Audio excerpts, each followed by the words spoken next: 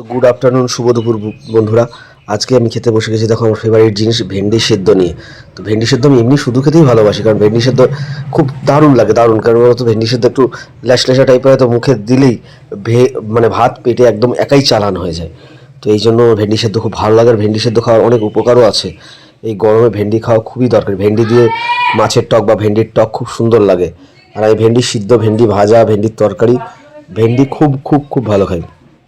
চলো আমরা ভেন্ডি দিয়ে খেতে খেতে তোমার ভেন্ডির বিষয়টা জানলো। আচ্ছা, আমার মতো কে কে ভেন্ডি সিদ্ধ বা ভেন্ডি হয় জিনিসটা ভালো খায় অবশ্যই কমেন্ট করবে। আচ্ছা, আজকে এটা আছে হচ্ছে, তোমরা এটার নাম কে কী বলো একটু বলবে। ঝিঙার মতো হয় বড় বড়, এটা আমাকে শ্রীচন্দন বলে, কেউ চন্দনী বলে। এই জিনিসটা দারুণ টেস্টি হয়, তো আমরা এটাকে খাই। চন্দনী খাওয়ার উপায় কী জানো তো? মানে দুরকমভাবে খাওয়া যায় চন্দনীকে। আমি যেটা বেশি ভালো খাই, একটু পেঁয়াজ দিয়ে আর এই মানে কুচি কুচি করে কেটে এটাকে ভাজা করে।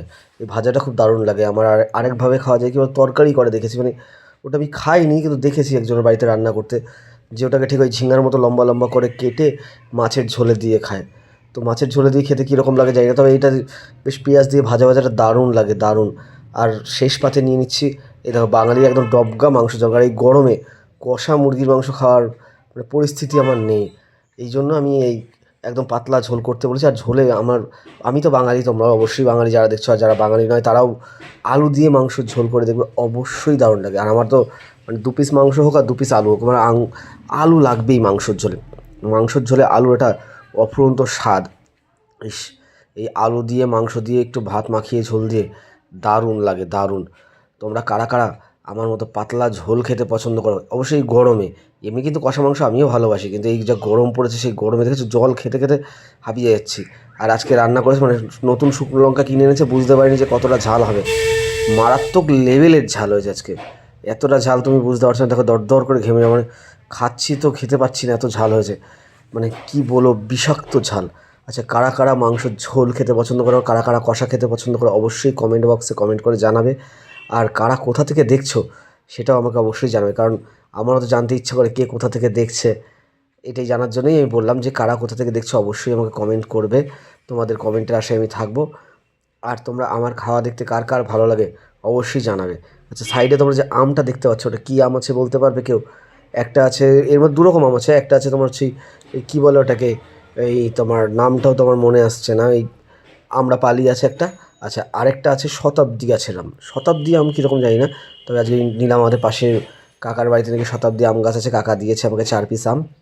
তো 2 পিস কেটেছি আর 2 পিস এই আম্রপালি কেটেছি। তো খেয়ে দেখি আজকে শতাব্দী আমটা কীরকম টেস্ট, অবশ্যই তোমাদেরকে বললাম। আমি শতাব্দীটাই খাবো, আম্রপালিটা নেবো না। যাই হোক, দেখো গরমে আর এই ঝালে আমার একদম অবস্থা টাইট হয়েছে। কিন্তু তবু কী বলতো, আমার একটু ঝোল ঝোল না হলে না, আমি অল্প তরকারি দিয়ে আমি খেতে পারি না, জানো তো। আমার অল্প তরকারি খেতে খুব কষ্ট হয়। মানে অল্প একটু তরকারি দিয়ে কী করে খায় মানুষে, সবাই যে অনেকে দেখি অল্প অল্প তরকারি দিয়ে খেতে পারে, কিন্তু আমি অল্প অল্প তরকারি দিয়ে খেতে পারি না।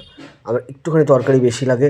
তো যে খারাপ মনে করো না, কারণ তরকারি আমার একটু বেশি লাগে, ভাতের থেকে তরকারি পরিমাণ আমার একটু বেশি দরকার হয়। দেখো আলুটা ভেঙে, মানে আমার আলুটা খাওয়ার দরকারই আছে। আমি আলু ছাড়া খেতে পারি না। মানে আলুর মাংস তো আমার আলু লাগবে, খাসির মাংস হলেও আলু লাগবে, মুরগির মাংস হলেও আলু লাগবে। মানে আমি আলু ভালোবাসি।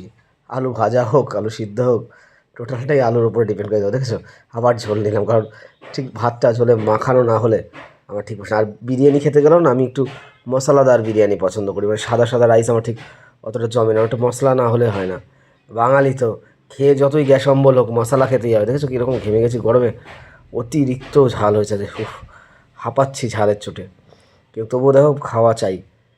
রান্নাটা সুন্দর হয়েছে না। পাতলা ঝোল হলে দেখো বাড়িতে সবসময় পাতলা ঝোল হয় না, বাড়িতে কি কষা কষা কষা কষা মাংস করে, সাথে ডাল করে, এটা করে ওটা করে, মানে ভাতটা চালান হয়ে যায় পেটে।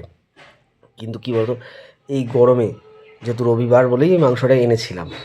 আর তোমাদের ভিডিওটা আপলোড করছি সোমবার দিন, ঠিক আছে, কারণ রবিবার ভিডিও করে ওটাকে একটু এডিট করতে ছাড়তে সময়ই লেগে যায়। তো যাই হোক, এই মাংসটাকে পাতলা ঝোল করতে বলেছে, আমার খুব ইচ্ছা ছিল। আমি দেখেছিলাম এক জায়গায়, মানে তারা পাতলা ঝোল, মানে আমাদের তাও তো ঝোলটা পাতলা হয়নি, তাও গাঢ় তো ছিল, কারণ ও পাতলা ঝোল করতে পারবে না বলে পেঁয়াজটাকে বাটা দিয়ে একটু গাঢ় করে দিয়েছিল। কিন্তু বিশেষ করে আমি এক জায়গায় দেখেছিলাম ভালো পাতলা ঝোল। আমাদের স্কুলে মনে আছে, আমরা যখন স্কুলে পড়তাম, প্রাইমারি স্কুলে পাতলা ঝোল দিত, কিন্তু আমাদেরকে কষা করতো ওখানে, মানে ভাত দিত একটা থালায় করে, আর পাতলা ঝোল ওর মধ্যে দিয়ে দিত একদম। ঝোলটা কত সুন্দর লাগতো তখন স্কুলে খেতে আমাদের। বলো কারা কারা স্কুলে ওই মিড ডে মিলে মাংসের ঝোল ভাত খেয়েছো, অবশ্যই কমেন্ট করে জানাবে। আর স্কুলের ওই মিড ডে মিলের মাংসের ঝোল ভাত অফুরন্ত স্বাদ। বাড়িতে যতই মাংস খাও দেখবে ওই মিড ডে মিলে গিয়ে না থালা না নিয়ে গেলে এরও থালা নিয়ে অবশ্যই বসে পড়তে ইচ্ছা করে, যে যাই একটুখানি খাই, একটু ও খাচ্ছে ওর দেখে খেতে ইচ্ছা করে। আর দেখি ওখানে ওখানে কিন্তু 2 পিস 3 পিস 4 পিস যাই মাংস দিত, বেশ ভালোই লাগতো বলো। কিন্তু বাড়িতে মাংস রান্না করে তখন কিন্তু অতটা ভালো, বাড়িতে ঝাল লাগতো এই লাগতো, কিন্তু স্কুলের মাংসটা দারুণ লাগতো। আচ্ছা এই যে আমি এই আম খাচ্ছি, এই আমটা হচ্ছে শতাব্দী আম।